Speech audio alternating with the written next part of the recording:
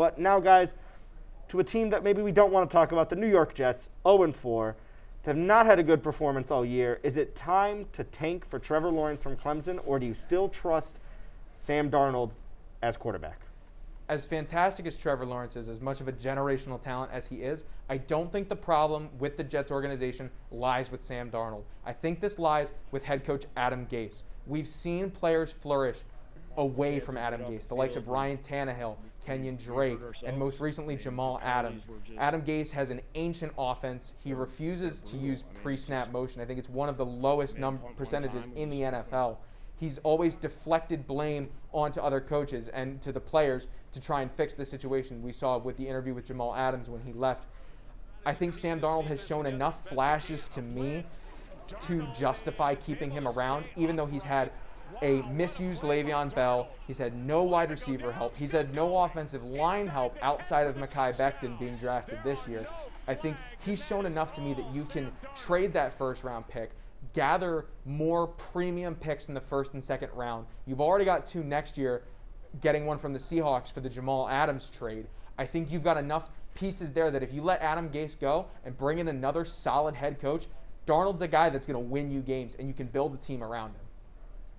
In my opinion, I take the opposite side once again. I say they go for Trevor Lawrence. He's a generational talent. You can't just drop him. You can't not pick him up. In the Jets' case, Sam Darnold is the one guy who's not a problem for the Jets. In my opinion, it's going to be a Ryan Tannehill situation where they trade away Sam Darnold and refigure out that offense with Trevor Lawrence at the top of it. When Ryan Tannehill was traded away, look what he did with the Titans, especially in the postseason last year. I think Trevor Lawrence is definitely the guy for the Jets. Trevor Lawrence is the guy for the Jets. It's that simple. I'm agreeing with Beau here, Griffin. I'm not with you on this one. The Jets need to blow it up. Look at Miami. Miami tore everything apart. Everyone went for picks somewhere. Adam Gase got fired. Tannehill left. They completely rebuilt that whole roster. If you're the New York Jets, ship off Le'Veon Bell for picks. Fire Gase. Bring in Darnold out of your quarterback system. Bring in Trevor Lawrence through the draft, because they will get the number 1 pick this year. Most likely it'll be the Jets at pick 1. If it's not, I think the Giants are the next best contender for that pick. But just completely restart that organization to square one, build a whole new team, and then I think you have a contending Jets team with Trevor Lawrence at quarterback. I think it's that simple. But now, guys, the NFC East. Let's continue this conversation on bad teams. The NFC East is easily the worst division in football. I'll ask it bluntly here. Who is coming out as division champion of the NFC East and getting that playoff berth? Realistically, they should be giving it to another team that's not in the NFC East, but obviously someone has to win it, and I think that someone is the Dallas Cowboys. As much as that pains me to say as an Eagles fan, I think their offense right now is one of the best in the league. You've got a elite wide receiver core in Amari Cooper, CeeDee Lamb, Michael Gallup, who not a lot of people know, but he's very, very good. You've got Ezekiel Elliott. And even though they've got a banged-up offensive line, Dak has been playing some of the best football he's ever played. Currently, he's leading the league in passing yards. He's bringing the Cowboys back into games. However, their defense is historically bad. I don't think they've had a season like this and given up as many points as they have since the team was founded. This defense, losing Byron Jones was such a huge thing. They've already lost Leighton Vander Esch for a period of time.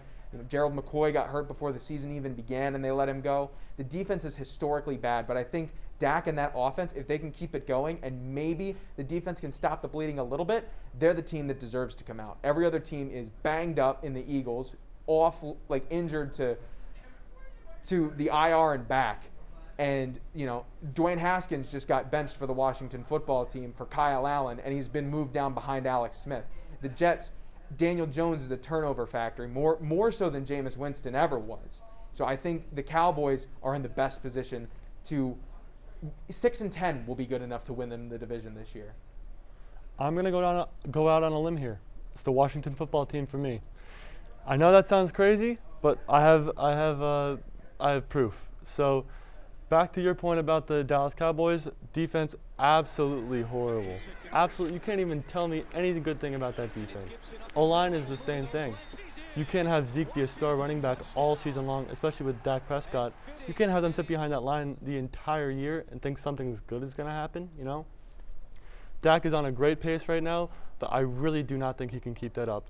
The Eagles have one of the hardest schedules in football right now. They have to face the Browns, the Seahawks, the Saints, the Packers, and the Cardinals for the rest of the year. It's not the Eagles, it's not the Cowboys, it's definitely not the Giants, it's the Washington football team. I want you to look me in the eyes and tell me you said the Washington football team is going to win the NFC. Washington football team. I'll give you credit there. It's going to be the Dallas Cowboys, because the Dallas Cowboys are going to use the classic notion of more points on the board means you win a game. They're going to just, if our defense is bad, we'll just score twice as much as them. They're just going to adopt that mentality, and I think that's what you have to do if you're Dallas. But the fact you could say the Washington football team could win the division is entirely wrong. You have no good quarterbacks. You have an Alex Smith who I think now has reached expiration date. Maybe he comes out for one more snap just as a sentimental sort of thing. You have there's nothing in Washington that says to me this team can win a football division except maybe Ron Rivera. That's all I have in that Washington team. The Giants, I would not throw even Terry close. McLaurin in there as the one offensive weapon that the Washington football team have is Terry McLaurin. He's become a stud for them, the only saving grace on that offense. But if you don't have a quarterback to throw to, you don't have an offense. Exactly. Well, that's going to wrap up things here for the football segment. I want to thank our panelists, Griffin and Beau, for joining me. I'm Max Sacco, and stick around, because Sports Beat will be right back.